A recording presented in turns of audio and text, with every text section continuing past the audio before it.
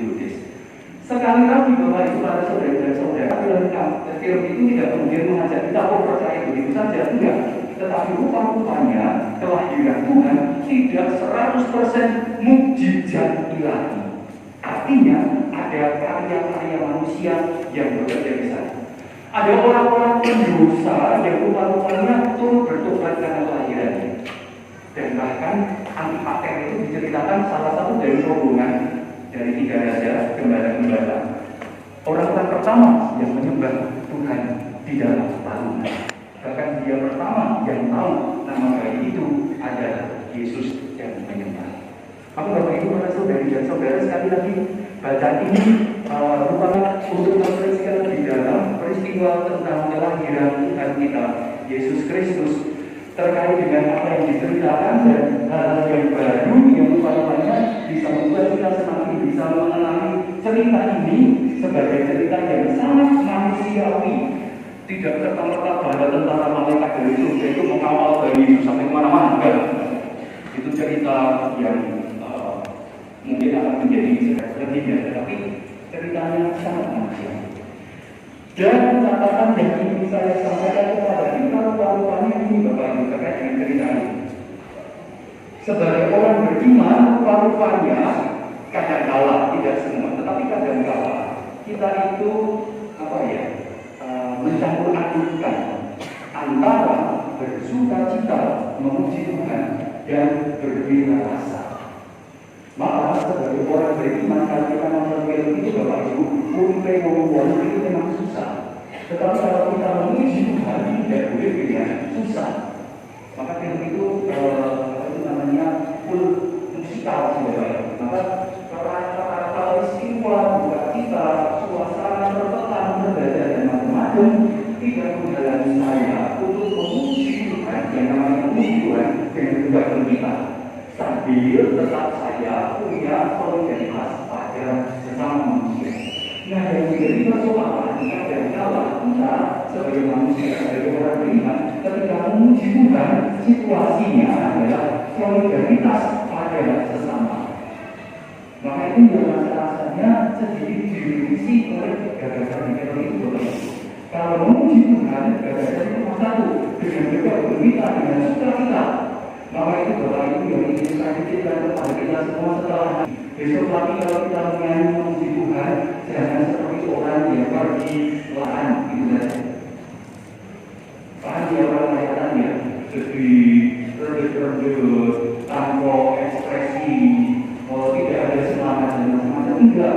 Kalau kita menyanyi memuji Tuhan, meskipun peristiwa tidak kematian, maka kita memujinya dengan sukacita. Tetapi kita memang tetap perlu punya beda rasa kepada manusia. Dan Tuhan pun mengajarkan demikian. Kalau jodoh ini Bapak Ibu misalnya ya perhatiannya demikian. Kalau kita diminta solidar dengan Tuhan, masuk akal nggak? Masuk akal nggak? Ayo jodoh solidar mana Gusti Allah. Masuk akal nggak? Solidar dengan Tuhan Allah. Masuk akal nggak? Nggak masuk akal Bapak Ibu. Masuk ayo solidar kalau ratu ini. Nggak masuk akal Bapak Ibu. Nggak. Solidar itu adanya lebih rendah. Maka sama gagasannya. Maka kalau kita memuji Tuhan, maka kita berkarya dengan berminta. Sebaliknya, kalau dengan orang-orang bersama kita, maka kita berbeda rasa. Maka pastikan kita sederhana. Besok lagi kita akan besok lagi setelah ini. Setelah ini masih ada lagu lagi. Persiapan persembahan, ada kudus, ada Bapak kami, ada iringan komuni, ada lagu penutup. Maka nyanyilah dengan sukacita. Memang Israel sedang perang dengan Hamas, tetapi solidaritas kita tidak perlu ditunjukkan dengan nyanyinya seperti orang yang kurang makan. Mudah-mudah. Kalau kita solidarita ya okelah caranya tidak dengan mengurangi energi pujian kita kepada Tuhan. Maka harapan saya setelah ini semoga kalau kita nyanyi memuji Tuhan dengan sukacita. Nyanyilah dengan betapa dosa. Kalau tidak percaya sekali lagi tonton filmnya gitu ya. Itu saja. Kalau tidak ada dana nanti minta bikin proposal minta kepada keuskupan. Siapa tahu tahun depan dikabulkan. Filmnya sudah lewat entah kemana. Itu yang pertama. Lalu yang kedua, Bapak Ibu, para saudari dan saudara, apa yang membuat saya mengalami Natal tidak sekarang tetapi Kamis kemarin?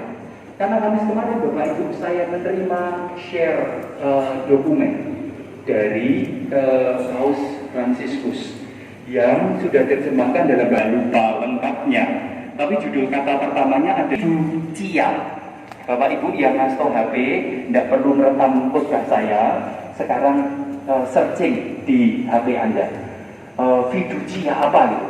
Terkait dengan berkat untuk situasi-situasi irregular dan orang-orang yang tinggal serumah tetapi tidak menikah dan jenis kelaminnya sama. Nah gitu Bapak Ibu. Dan itu rasa saya Natal Bapak Ibu. Mengapa? Karena itulah yang dihadirkan Tuhan sejatinya kepada setiap orang. Maka silahkan baca nanti kitab Roma Bapak Ibu. Yang menulis kitab Roma siapa? Pelindung gereja panjenengan. Nah, baca. Di Roma itu ditulis kata-kata demikian. Tuhan mendatangkan berkat tatkala kita belum bertobat. Maka Tuhan memberkati kita itu ketika kita masih dalam situasi dosa. Maka dokumen deklarasi fiducia itu menjadi representasi Natal Bapak Ibu untuk tahun ini. Mengapa? Karena gereja ingin tidak menilai, tidak ingin menghakimi kowe sopo, dosamu opo, perkaramu opo, ning yen kowe moro njaluk berkat, njaluk disebayangke, tak bayangke, dan itulah kekatolikan Bapak Ibu. Itulah Natal bagi setiap orang yang ditebus.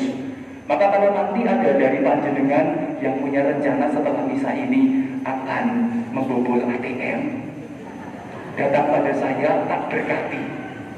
Berkatinya pasti bukan karena Anda akan membobol ATM, tetapi karena Anda datang kepada saya dan minta berkat. Kalau Anda masih akan tanya, loh terus isinya berkatnya apa Romo?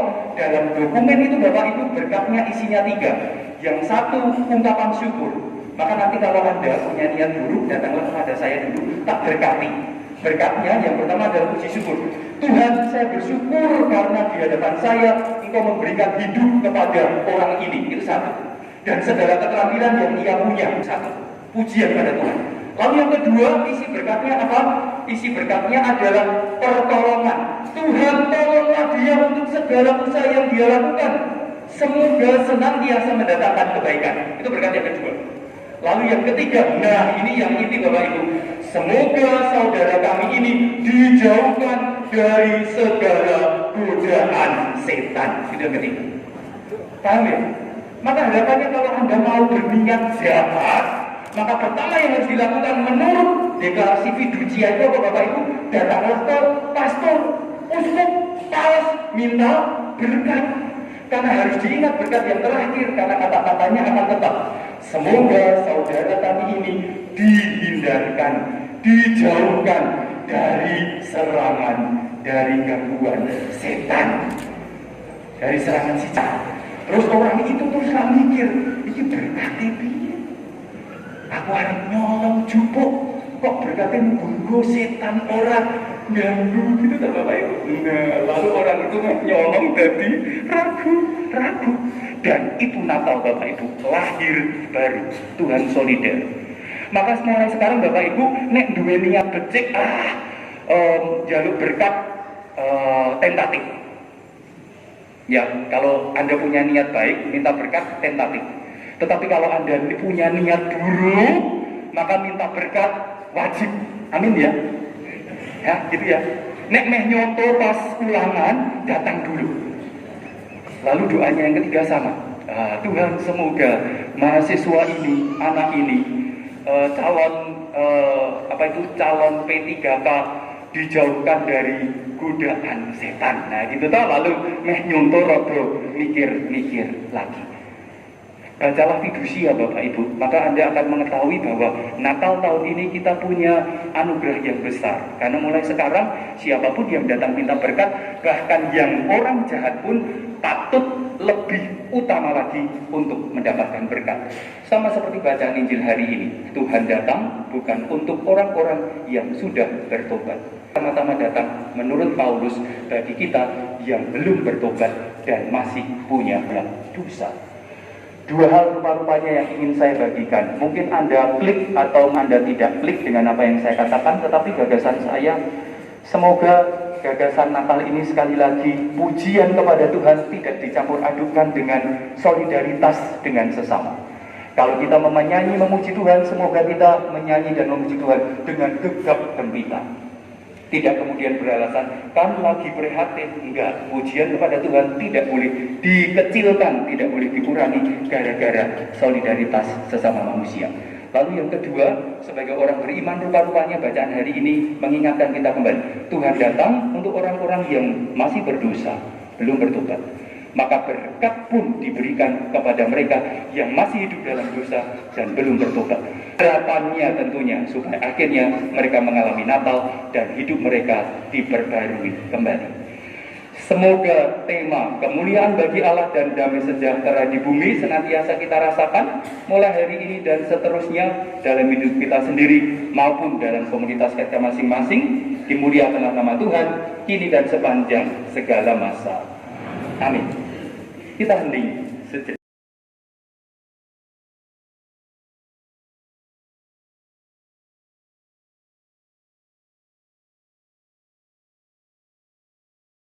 Kegembiraan bagi seluruh umat manusia. Marilah kita mohon. Bagi anak-anak dan pengungsi, semoga hamba menapi mereka yang menjadi korban perang atau pertentangan segera dapat menikmati kembali ketenangan serta kedamaian. Marilah kita mohon. Bagi para penganggur dan gelandangan, semoga mereka dapat menemukan pada diri kita segala sesuatu yang mereka perlukan, tangan-tangan yang mau menolong, dan terutama hati yang penuh cinta kasih. Marilah kita mohon. Bagi diri kita, semoga Allah Bapa mendampingi kita agar dalam suasana perayaan Natal ini kita tak melupakan mereka yang terpencil dan menderita. Marilah kita mohon. Bapa yang kekal, bantulah kami agar sebagai orang beriman Kristiani, kami semakin lama semakin memiliki keterbukaan kepada saudari-saudara kami yang membutuhkan Tuhan, entah hubungan tetapi pertama-tama kami mau dorong untuk memberikan berkat darimu sendiri kepada setiap orang, siapapun ia, siapapun mereka yang datang. Marilah kita mohon, dengarkanlah umat-Mu ya Tuhan. Bapak yang kekal, kami berdoa bagi saudara kami yang mengadakan perjalanan dalam musim liburan Natal tahun baru ini. Anugerahkanlah keselamatan pada para pengguna jalan, siapapun dalam perjalanan hingga sampai ke tujuan dan pulang kembali ke tempat asal masing-masing. Bagi mereka para pengguna jalan,